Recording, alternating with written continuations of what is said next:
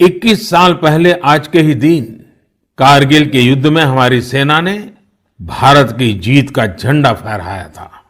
साथियों, कारगिल का युद्ध जिन परिस्थितियों में हुआ था वो भारत कभी नहीं भूल सकता। पाकिस्तान ने बड़े बड़े मंसूबे पालकर भारत की भूमि हथियाने और अपने यहां चल रहे आंतरिक कलह से ध्यान भटकाने को लेकर दुस्साहस किया था। भारत तब पाकिस्तान से अच्छे संबंधों के लिए प्रयासरत था, लेकिन कहा जाता है ना, बैरू अकारन सब काहू सौ, जो कर हित अनहित ताहू सौ। यानी दुष्ट का स्वभाव ही होता है हर किसी से बिना वजह दुश्मनी करना। ऐसे स्वभाव के लोग जो हित करता है उसका भी नुकसान ही सोचते हैं। इसलिए भारत की मित्रता के जवाब में पाकिस्तान द्वारा पीठ में छुरा घोंपने की कोशिश हुई थी, लेकिन उसके बाद भारत की वीर सेना ने जो पराक्रम दिखाया, भारत ने अपनी जो ताकत दिखाई, उसे पूरी दुनिया ने देखा। आप कल्पना कर सकते हैं, ऊंचे पहाड़ों पर बैठा हुआ दुश्मन और नीचे से लड़ रही हमारी सेनाएं, हमारे वीर जवान। लेकिन जीत पहाड़ की ऊंचाई की नहीं, भारत की सेनाओं के ऊंचे हौसले और सच्ची वीरता की हुई। साथियों, उस समय मुझे भी करगिल जाने और हमारे जवानों की वीरता के दर्शन का सौभाग्य मिला। वो दिन मेरे जीवन के सबसे अनमोल क्षणों में से एक है। मैं देख रहा हूं कि आज देश भर में लोग कारगिल विजय को याद कर रहे हैं। सोशल मीडिया पर एक हैशटैग करेज इन करगिल के साथ लोग अपने वीरों को नमन कर रहे हैं। जो शहीद हुए हैं उन्हें श्रद्धांजलि दे रहे हैं। मैं आज सभी देशवासियों की तरफ से हमारे इन वीर जवानों के साथ साथ उन वीर माताओं को भी नमन करता हूं जिन्होंने मां भारती के सच्चे सपूतों को जन्म दिया। मेरा देश के नौजवानों से आग्रह है कि आज दिन भर कारगिल विजय से जुड़े हमारे जाबाजों की कहानियां, वीर माताओं के त्याग के बारे में एक दूसरे को बताएं, शेयर करें। मैं साथियों आपसे एक आग्रह करता हूं। आज एक वेबसाइट है www.gallantryawards.gov.in। आप उसको जरूर विजिट करें। वहां आपको हमारे वीर पराक्रमी योद्धाओं के बारे में, उनके पराक्रम के बारे में बहुत सारी जानकारियां प्राप्त होगी। और वो जानकारियां जब आप अपने साथियों के साथ चर्चा करेंगे, उनके लिए भी प्रेरणा का कारण बनेगी। आप जरूर इस वेबसाइट को विजिट कीजिए और मैं तो कहूंगा बार बार कीजिए। साथियों, कारगिल युद्ध के समय अटल जी ने लाल किले से जो कहा था वो आज भी हम सभी के लिए बहुत प्रासंगिक है। अटल जी ने तब देश को गांधी जी के एक मंत्र की याद दिलाई थी। महात्मा गांधी का मंत्र था कि यदि किसी को कभी कोई दुविधा हो कि उसे क्या करना क्या न करना, तो उसे भारत के सबसे गरीब और असहाय व्यक्ति के बारे में सोचना चाहिए। उसे ये सोचना चाहिए कि जो वो करने जा रहा है उससे उस व्यक्ति की भलाई होगी या नहीं होगी। गांधी जी के इस विचार से आगे बढ़कर अटल जी ने कहा था कि करगिल युद्ध ने हमें एक दूसरा मंत्र दिया है।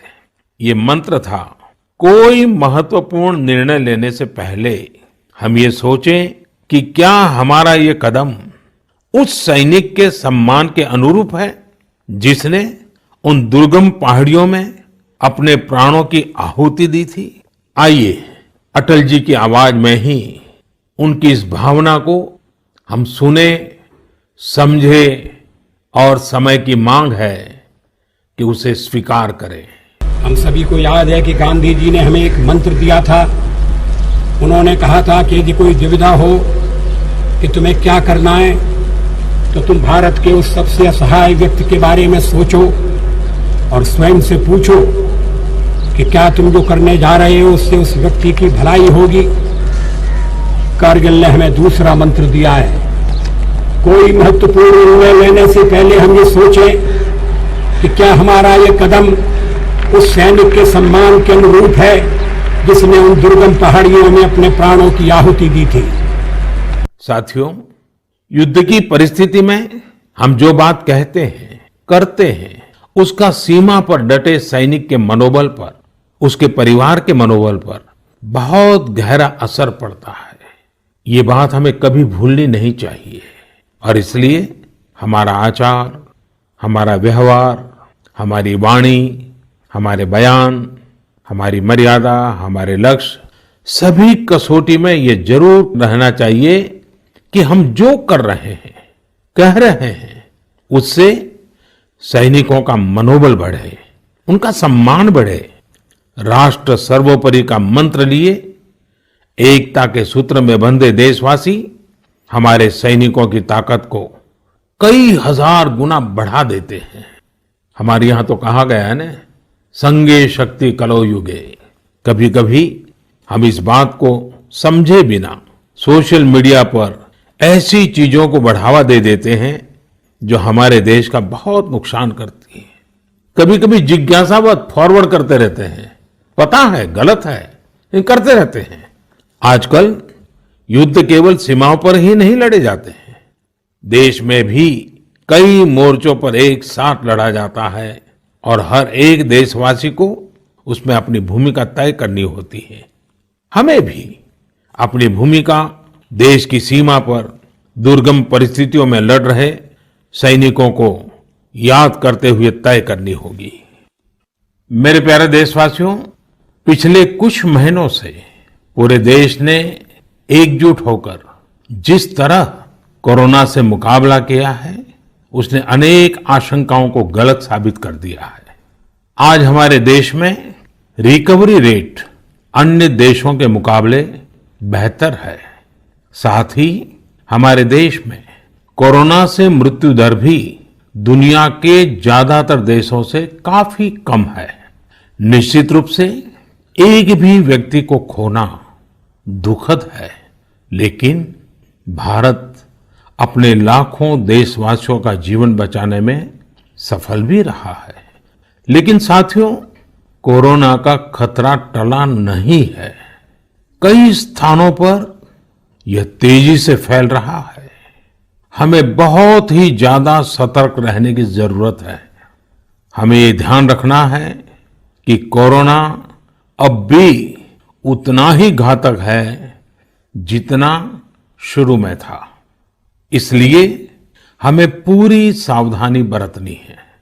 चेहरे पर मास्क लगाना या गमछे का उपयोग करना, 2 गज की दूरी, लगातार हाथ धोना, कहीं पर भी थूकना नहीं, साफ सफाई का पूरा ध्यान रखना, यही हमारे हथियार हैं जो हमें कोरोना से बचा सकते हैं।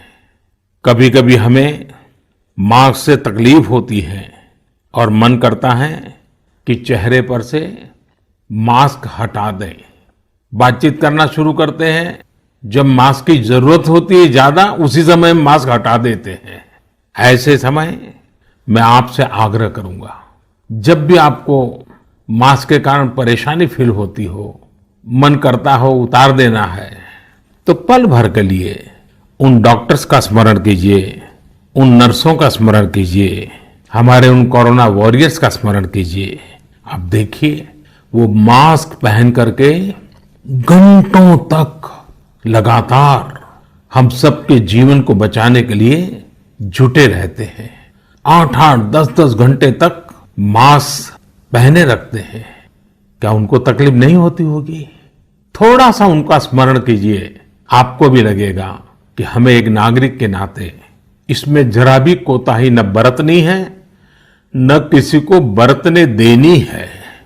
एक तरफ हमें कोरोना के खिलाफ लड़ाई को पूरी सजगता और सतर्कता के साथ लड़ना है, तो दूसरी ओर कठोर मेहनत से व्यवसाय, नौकरी, पढ़ाई, जो भी कर्तव्य हम निभाते हैं, उसमें गति लानी है, उसको भी नई ऊंचाई पर ले जाना है। साथियों, कोरोना काल में तो हमारे ग्रामीण क्षेत्रों ने पूरे देश को दिशा दिखाई है। गांवों से स्थानीय नागरिकों के, ग्राम पंचायतों के अनेक अच्छे प्रयास लगातार सामने आ रहे हैं। जम्मू में एक गांव त्रेवा ग्राम पंचायत है। वहां की सरपंच हैं बलबीर कौर जी। मुझे बताया गया कि बलबीर कौर जी ने अपनी पंचायत में 30 बेड का एक क्वारंटाइन सेंटर बनवाया। पंचायत आने वाले रास्तों पर पानी की व्यवस्था की, लोगों को हाथ धोने में कोई दिक्कत ना हो इसका इंतजाम करवाया। इतना ही नहीं, ये बलबीर कौर जी खुद अपने कंधे पर स्प्रे पंप टांग कर वॉलंटियर्स के साथ मिलकर पूरी पंचायत में, आसपास के क्षेत्र में सैनिटाइजेशन का काम भी करती है। ऐसी ही एक और कश्मीरी महिला सरपंच है गांदरबल के चौंटलीवार की जैतूना बेगम। जैतूना बेगम जी ने तय किया कि उनकी पंचायत कोरोना के खिलाफ जंग लड़ेगी और कमाई के लिए अवसर भी पैदा करेगी। उन्होंने पूरे इलाके में फ्री मास्क बांटे, फ्री राशन बांटा। साथ ही उन्होंने लोगों को फसलों के बीज और सेब के पौधे भी दिए ताकि लोगों को खेती में, बागवानी में दिक्कत ना आए। साथियों, कश्मीर से एक और प्रेरक घटना है। यहां अनंतनाग में म्युनिसिपल प्रेसिडेंट है श्रीमान मोहम्मद इकबाल। उन्हें अपने इलाके में सैनिटाइजेशन के लिए स्प्रेयर की जरूरत थी। उन्होंने जानकारी जुटाई तो पता चला कि मशीन दूसरे शहर से लानी पड़ेगी और कीमत भी होगी 6 लाख रुपए। तो श्रीमान इकबाल जी ने खुद ही प्रयास करके अपने आप स्प्रेयर मशीन बना ली और वो भी केवल 50,000 रुपये में।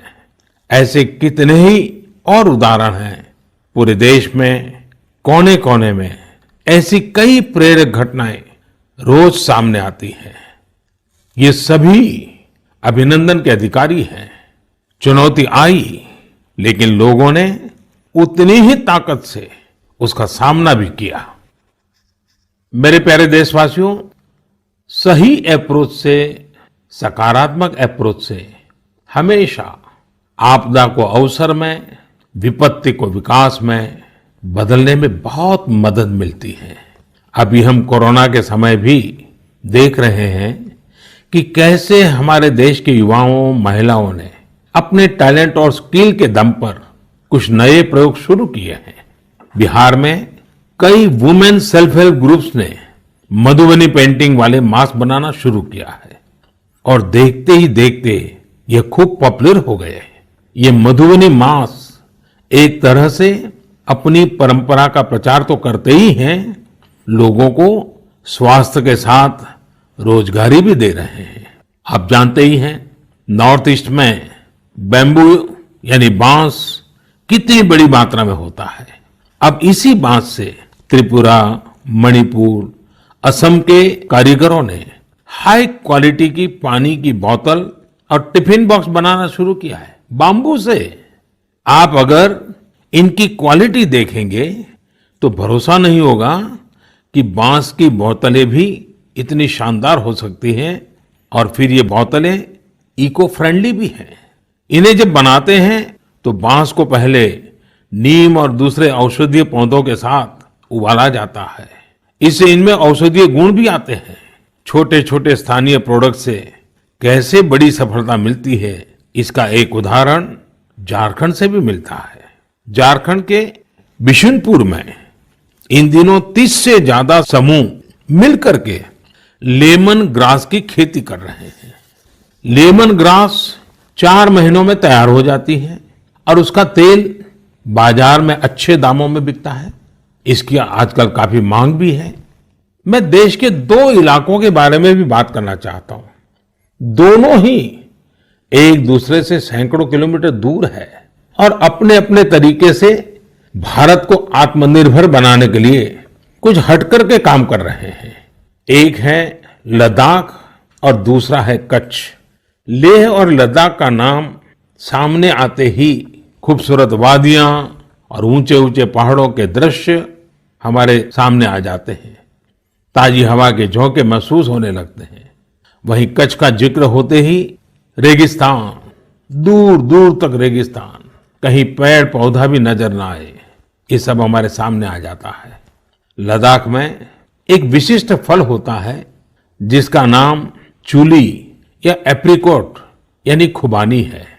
ये फसल इस क्षेत्र की इकोनॉमी को बदलने की क्षमता रखती है, परंतु अफसोस की बात यह है कि सप्लाई चेन, मौसम की मार जैसी अनेक चुनौतियों से ये जूझता रहता है। इसकी कम से कम बर्बादी हो, इसके लिए आजकल एक नए इनोवेशन का इस्तेमाल शुरू हुआ है।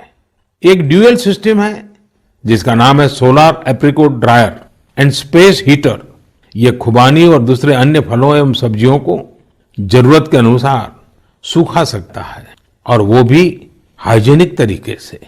पहले जब खुबानी को खेतों के पास सुखाते थे तो इससे बर्बादी तो होती ही थी, साथ ही धूल और बारिश के पानी की वजह से फलों की क्वालिटी भी प्रभावित होती थी।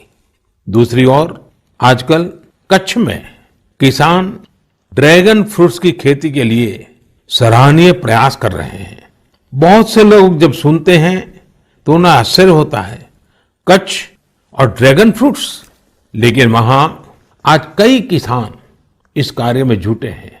फल की गुणवत्ता और कम जमीन में ज्यादा उत्पाद को लेकर काफी इनोवेशन किए जा रहे हैं। मुझे बताया गया है कि ड्रैगन फ्रूट्स की लोकप्रियता लगातार बढ़ रही है, विशेषकर नाश्ते में इस्तेमाल काफी बढ़ा है। कच्छ के किसानों का संकल्प है कि देश को ड्रैगन फ्रूट्स का आयात न करना पड़े। यही तो आत्मनिर्भरता की बात है। साथियों, जब हम कुछ नया करने का सोचते हैं, इनोवेटिव सोचते हैं, तो ऐसे काम भी संभव हो जाते हैं जिनकी आम तौर पर कोई कल्पना नहीं करता। जैसे कि बिहार के कुछ युवाओं को ही लीजिए। पहले सामान्य नौकरी करते थे। एक दिन उन्होंने तय किया कि वो मोती यानी पल्स की खेती करेंगे। उनके क्षेत्र में लोगों को इस बारे में बहुत पता नहीं था, लेकिन इन लोगों ने पहले सारी जानकारी जुटाई, जयपुर और भुवनेश्वर जाकर ट्रेनिंग ली और अपने गांव में ही मोती की खेती शुरू कर दी। आज ये स्वयं तो इससे काफी कमाई कर ही रहे हैं। उन्होंने मुजफ्फरपुर, बेगूसराय और पटना में अन्य राज्यों से लौटे प्रवासी मजदूरों को इसकी ट्रेनिंग देनी भी शुरू कर दी है। कितने ही लोगों के लिए इससे आत्मनिर्भरता के रास्ते खुल गए हैं। साथियों, अभी कुछ दिन बाद रक्षाबंधन का पावन पर्व आ रहा है। मैं इन दिनों देख रहा हूं कि कई लोग और संस्थाएं इस बार रक्षाबंधन को अलग तरीके से मनाने का अभियान चला रहे हैं। कई लोग इसे वोकल फॉर लोकल से भी जोड़ रहे हैं, और बात भी सही है। हमारे पर्व हमारे समाज के, हमारे घर के पास ही किसी व्यक्ति का व्यापार बढ़े, उसका भी पर्व खुशहाल हो, तब पर्व का आनंद कुछ और ही हो जाता है। सभी देशवासियों को रक्षाबंधन की बहुत बहुत शुभकामनाएं। साथियों, 7 अगस्त को नेशनल हैंडलूम डे है। भारत का हैंडलूम, हमारा हैंडीक्राफ्ट अपने आप में सैकड़ों वर्षों का गौरवमय इतिहास समेटे हुए है। हम सभी का प्रयास होना चाहिए कि न सिर्फ भारतीय हैंडलूम और हैंडीक्राफ्ट का ज्यादा से ज्यादा उपयोग करें, बल्कि इसके बारे में हमें ज्यादा से ज्यादा लोगों को बताना भी चाहिए। भारत का हैंडलूम और हैंडीक्राफ्ट कितना रिच है, इसमें कितनी विविधता है, ये दुनिया जितना ज्यादा जानेगी उतना ही हमारे लोकल कारीगरों और बुनकरों को लाभ होगा। साथियों, विशेषकर मेरे युवा साथियों, हमारा देश बदल रहा है। कैसे बदल रहा है, कितनी तेजी से बदल रहा है, कैसे कैसे क्षेत्रों में बदल रहा है। एक सकारात्मक सोच के साथ अगर निगाह डालें तो हम खुद अचंभित रह जाएंगे। एक समय था जब खेलकूद से लेकर के अन्य सेक्टर्स में अधिकतर लोग या तो बड़े बड़े शहरों से होते थे, या बड़े बड़े परिवार से, या फिर नामी गिरामी स्कूल या कॉलेज से होते थे। अब देश बदल रहा है। गांवों से, छोटे शहरों से, सामान्य परिवार से हमारे युवा आगे आ रहे हैं, सफलता के नए शिखर चूम रहे हैं। ये लोग संकटों के बीच भी नए नए सपने संजोते हुए आगे बढ़ रहे हैं। कुछ ऐसा ही हमें अभी हाल ही में जो बोर्ड एग्जाम्स के रिजल्ट आए उसमें भी दिखता है। आज मन की बात में हम कुछ ऐसे ही प्रतिभाशाली बेटे बेटियों से बात करते हैं।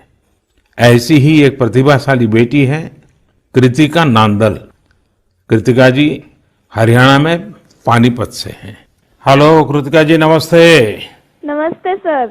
इतने अच्छे परिणाम के लिए आपको बहुत बहुत बधाई। धन्यवाद सर। और आपको तो इन दिनों टेलीफोन लेते लेते भी आप थक गई होगी, इतने सारे लोगों के फोन आते होंगे। जी सर। और जो लोग बधाई देते हैं वो भी गर्व महसूस करते होंगे कि वो आपको जानते हैं। आपको कैसा लग रहा है?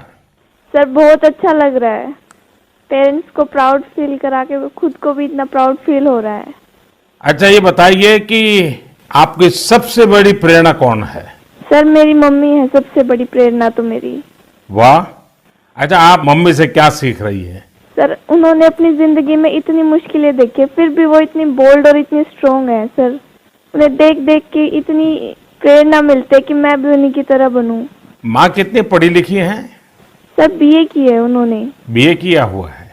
जी सर। अच्छा, तो माँ आपको सिखाती भी होगी? जी सर सिखाती हैं, दुनियादारी के बारे में हर बात बताती है। वह डांटती भी होगी? जी सर डांटती भी है। अच्छा बेटा, आप आगे क्या करना चाहती हैं? सर हम डॉक्टर बनना चाहते हैं। अरे वाह। MBBS। देखिए, डॉक्टर बनना आसान काम नहीं है। जी सर।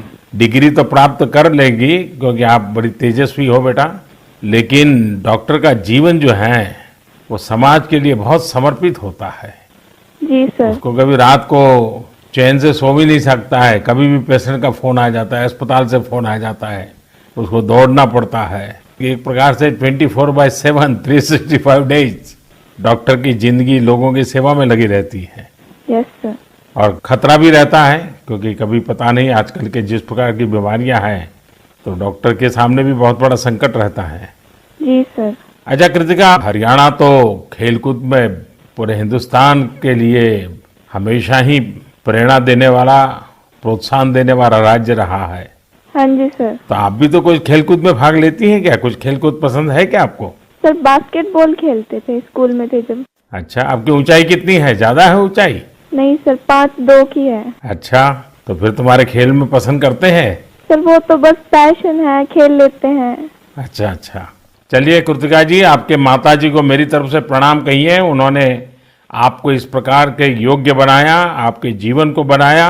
आपकी माताजी को प्रणाम और आपको बहुत बहुत बधाई, बहुत बहुत शुभकामनाएं। धन्यवाद सर। आइए अब हम चलते हैं केरला, एर्नाकुलम। केरला के नौजवान से बात करेंगे। हेलो। हेलो सर, नमस्कार। So Vinayak, congratulations. Thank you sir. शाबाश विनायक, शाबाश। थैंक तो यू हाउ इज द जोश? Hi sir. Do you play any sport? Badminton. Badminton? Yes. In a school or you had any chance to take a training? No, in school we have already get some training Mm-hmm. from our teachers. So thus, and we get opportunity to participate outside Wow. from the school itself. How many states you have visited? I have visited only Kerala and Tamil Nadu. Only Kerala and Tamil Nadu. Yes. So would you like to visit Delhi? Yes sir, now I am applying Delhi University for my higher studies. Wow. So you are coming to Delhi. Yes sir. Tell me, do you have any message for fellow students who will give board exams in future? Hard work and proper time utilization. Such a perfect time management. Yes sir.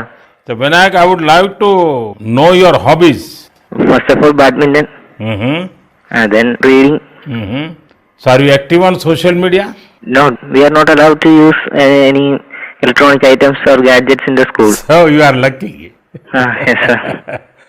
Well, Vinayak, congratulations again and wish you all the best. Thank you, sir. आइए हम उत्तर प्रदेश चलते हैं। उत्तर प्रदेश में अमरोहा के श्रीमान उस्मान सैफी से बात करेंगे। हेलो उस्मान, बहुत बहुत बधाई, आपको ढेरों ढेरों बधाई। Thank you sir. अच्छा, अब उस्मान बताइए कि आपने जो चाहा था वही रिजल्ट मिला कि कुछ कम आया? नहीं, जो चाहा था वही मिला है। मेरे पेरेंट्स भी बहुत खुश हैं। वाह अच्छा, परिवार में और भाई भी बहुत इतने ही तेजस्वी हैं कि घर में आप ही हैं जो इतने तेजस्वी हैं? सिर्फ मैं ही हूँ। मेरा भाई वो थोड़ा सा शरारती है, बाकी मुझे लेकर बहुत खुश रहता है। अच्छा अच्छा अच्छा, आप जब पढ़ रहे थे तो उस्मान आपका पसंदीदा विषय क्या था? मैथमेटिक्स। अरे वाह, तो मैथमेटिक्स में क्या रुचि रहती थी, कैसे हुआ, किस टीचर ने आपको प्रेरित किया? जी, हमारे एक सब्जेक्ट टीचर रजत सर, उन्होंने मुझे प्रेरणा दी और वो बहुत अच्छा पढ़ाते हैं और मैथमेटिक्स शुरू से ही मेरा अच्छा रहा है और वो काफी इंटरेस्टिंग सब्जेक्ट भी है। तो जितना ज्यादा करते हैं उतना ज्यादा इंटरेस्ट आता है, तो इसलिए मेरा फेवरेट सब्जेक्ट। आपको मालूम है एक ऑनलाइन वैदिक मैथमेटिक्स के क्लासेस चलते हैं? Yes sir. हाँ, कभी ट्राई किया है इसका? नहीं सर, अभी नहीं किया। आप देखिए, बहुत सारे आपके दोस्तों को लगेगा जैसे आप जादूगर है, क्योंकि कंप्यूटर की स्पीड से आप गिनती कर सकते हैं। वैदिक मैथमेटिक्स की बहुत सरल टेक्निक्स हैं और आजकल वो ऑनलाइन पर भी अवेलेबल होते हैं। जी सर। क्योंकि आपकी मैथमेटिक्स में इंटरेस्ट है तो बहुत सी नई नई चीजें भी आप दे सकते हैं। जी सर। अच्छा उस्मान, आप खाली समय में क्या करते हैं? खाली समय में सर कुछ न कुछ लिखता रहता हूँ मैं।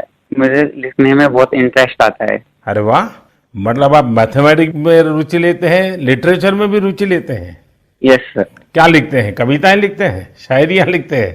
कुछ भी करंट अफेयर से रिलेटेड कोई भी टॉपिक हो उस पर लिखता रहता हूँ। नई नई जानकारियां मिलती रहती हैं, जैसे जीएसटी चला था और हमारा नोटबंदी, सब चीज। अरे वाह, कॉलेज की पढ़ाई करने के लिए आगे का क्या प्लान बना रहे हैं?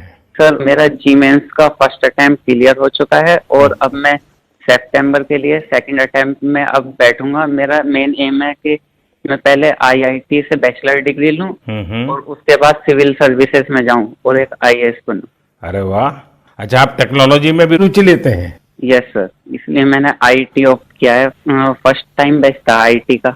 अच्छा, चलिए उस्मान, मेरी तरफ से बहुत शुभकामनाएं हैं। और आपका भाई शरारती है तो आपका समय भी अच्छा जाता होगा। और आपके माताजी पिताजी को भी मेरी तरफ से प्रणाम कहिए, उन्होंने आपको इस प्रकार से अवसर दिया, आपका हौसला बुलंद किया। और ये मुझे अच्छा लगा कि आप पढ़ाई के साथ साथ करंट इश्यूज पर अध्ययन भी करते हैं और लिखते भी हैं। देखिए, लिखने का फायदा ये होता है कि आपके विचार में शार्पनेस आती है। बहुत बहुत अच्छा फायदा होता है लिखने से। तो बहुत बहुत बधाई मेरी तरफ से। Thank you sir. आइए चलिए फिर एकदम से नीचे साउथ में चले जाते हैं, तमिलनाडु। नामक्कल से बेटी कनिका से बात करेंगे। और कनिका की बात तो बहुत ही इंस्पिरेशनल है। कनिका जी, वणक्कम। वणक्कम सर। How are you? Fine sir. First of all, I would like to congratulate you for your great success. Thank you sir. When I hear of Namakkal, I think of the Anjaneya temple. Yes sir. Now I will also remember my interaction with you. Yes sir. So, congratulations again. Thank you sir. You would have worked very hard for exams. How was your experience while preparing? I was working hard from the start, so I didn't expect this result, but I have written well, so I will get a good result. What were your expectation? 485 or 486, like that I thought, sir. And now? 490. So, what is the reaction of your family members and your teachers? They were so happy and they were so proud, sir. Which was your favorite subject? Mathematics. Oh, and what are your future plans? I am going to become a doctor, if possible, in AFMC, sir. And your family members are also in a medical profession or somewhere else? Oh, sir, my father is a driver, but my sister is studying MBBS, sir. Arre wow. So first of all, I will do the pranam to your father, who is taking lot of care of your sister and yourself. It's a great service he is doing. Yes, sir. And it's an inspiration for all. Yes, sir. So my congratulations to you, your sister and your father and your family. Thank you, sir. साथियों, ऐसे और भी कितने युवा दोस्त हैं, कठिन परिस्थितियों में भी जिनके हौसले की, जिनकी सफलता की कहानियां हमें प्रेरित करती हैं। मेरा मन था कि ज्यादा से ज्यादा युवा साथियों से बात करने का मौका मिले, लेकिन समय की भी कुछ मर्यादाएं रहती हैं। मैं सभी युवा साथियों को यह आग्रह करूंगा कि वो अपनी कहानी, अपनी जुबानी जो देश को प्रेरित कर सके, वो हम सबके साथ जरूर साझा करें। मेरे प्यारे देशवासियों, 7 समंदर पार भारत से हजारों मील दूर एक छोटा सा देश है जिसका नाम है सूरीनाम। भारत के सूरीनाम के साथ बहुत ही करीबी संबंध है। 100 साल से भी ज्यादा समय पहले भारत से लोग वहां गए और उसे ही अपना घर बना लिया। आज चौथी, 5वीं पीढ़ी वहां पर है। आज सूरीनाम में 1/4 से अधिक लोग भारतीय मूल के हैं। क्या आप जानते हैं, वहां की आम भाषाओं में से एक सरनामी भी भोजपुरी की ही एक बोली है।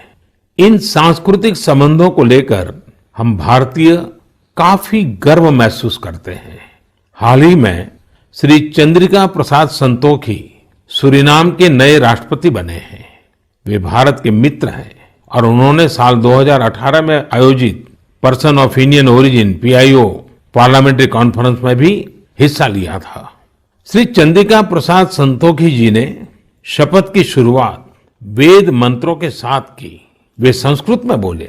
उन्होंने वेदों का उल्लेख किया और ओम शांति शांति शांति के साथ अपनी शपथ पूर्ण करी। अपने हाथ में वेद लेकर वे बोले, मैं चंद्रिका प्रसाद संतोखी। और आगे उन्होंने शपथ में क्या कहा? उन्होंने वेद का ही एक मंत्र का उच्चारण किया। उन्होंने कहा, ओम अग्ने व्रतपते व्रतम चरिष्यामि तच्छकेयम तन्मे रद्यताम इदमहम नुतात सत्यमुपैमि। यानी, हे अग्नि, संकल्प के देवता, मैं एक प्रतिज्ञा कर रहा हूं, मुझे इसके लिए शक्ति और सामर्थ्य प्रदान करें। मुझे असत्य से दूर रहने और सत्य की ओर जाने का आशीर्वाद प्रदान करें। सच में यह हम सभी के लिए गौरवान्वित होने वाली बात है। मैं श्री चंद्रिका प्रसाद संतोखी को बधाई देता हूं और अपने राष्ट्र की सेवा करने के लिए 130 करोड़ भारतीयों की ओर से उन्हें शुभकामनाएं देता हूं।